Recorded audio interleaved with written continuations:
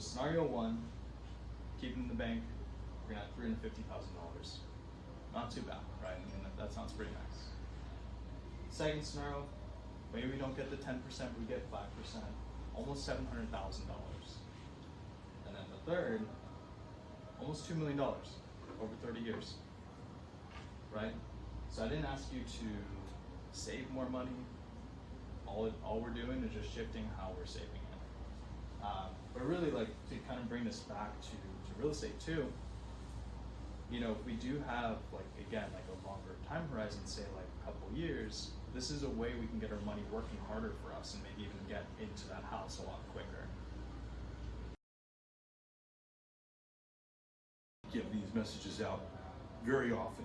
It's so important. So a couple of things that I thought today would be important would be hedging against inflation, because inflation is such a large topic, right? So historically, housing, homes, real estate has been the highest, globally speaking, highest scale over the past 40 years ahead of inflation.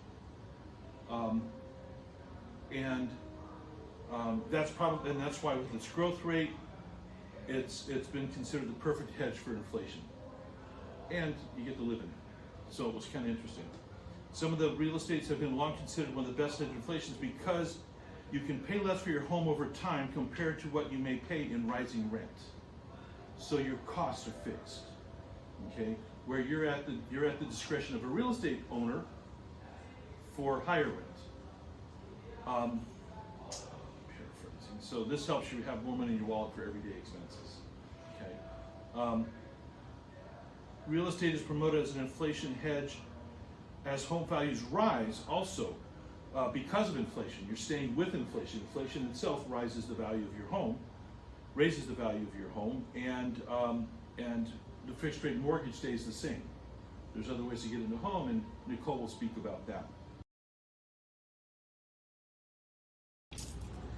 So I know everybody's worried about, you know, the things that are important right now are stability and affordability. So we're worried about, you know, is housing going to be stable? And we already touched on the fact that we are forecasted to appreciate by anywhere from, you know, 2 to 4% in LA County over the next year. And this has to do with the fact that we have a supply issue. And so when we have a supply issue, that means that home prices are going to remain stable. This is not 2008 where the market is going to crash. And actually real estate generally does very well in slower economic times. So stability is in place. And that's the thing that most of us need to understand, is that this is going to be the cheapest that you can buy real estate right now.